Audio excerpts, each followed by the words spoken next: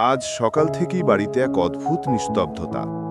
বারান্দার এক কোণে ফ্যাল করে তাকিয়ে আছেন বৃদ্ধা রহিমা বেগম। নিজের হাতে গড়া সংসারে আজ তিনি শুধুই এক বোঝা। ছেলের বউয়ের বিরক্তি আর ছেলের ধমক, মা ওঠো, অনেক হয়েছে নাটক, বৃদ্ধাশ্রমের গাড়ি দাঁড়িয়ে আছে। বৃদ্ধার ঝাপসা চোখে ভেসে উঠল ২০ বছর আগের স্মৃতি। এই ছেলে বউ যখন ব্যস্ত থাকত, তখন ছোট্ট নাতি আয়ানকেই তিনি বুকে আগলে মানুষ করেছিলেন। বিদেশ যাবার সময় আয়ান কথা দিয়েছিল, দাদি আমি ফিরে আসব, তোমাকে আর কষ্ট পেতে দেব না। ছেলে যখন জোর করে বৃদ্ধা মায়ের হাত ধরে টানতে শুরু করল, ঠিক তখনই আকাশ কাঁপিয়ে এক প্রলয়ঙ্করী শব্দ, ধুলোয় চারদিক অন্ধকার হয়ে গেল।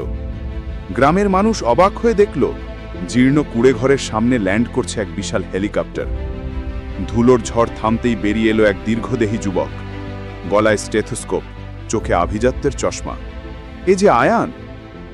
বাবা মায়ের দিকে ফিরেও তাকালো না সে। সোজা দৌড়ে গিয়ে ধুলোর মধ্যেই দাদির পায়ের কাছে হাঁটু গেড়ে বসল।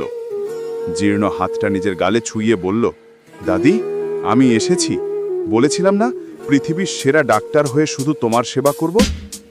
সবার সামনে দাদির পালস চেক করে কঠিন গলায় বাবা মায়ের দিকে তাকিয়ে আয়ান বলল, যেই হাত আমাকে ছোটবেলায় খাইয়ে দিয়েছে সেই হাত আজ অবহেলার পাত্র। শুনে রাখো, এই হেলিকপ্টার আমার দাদির জন্য এসেছে। আজ থেকে উনি কোনো বৃদ্ধাশ্রমের কয়েদি নন, আমার হসপিটালের রানী হয়ে থাকবেন। আয়ান দাদিকে পাজাকোলা করে তুলে নিল। হেলিকপ্টার আকাশে ডানা মেলল, আর নিচে পড়ে রইল লজ্জিত বাবা মা।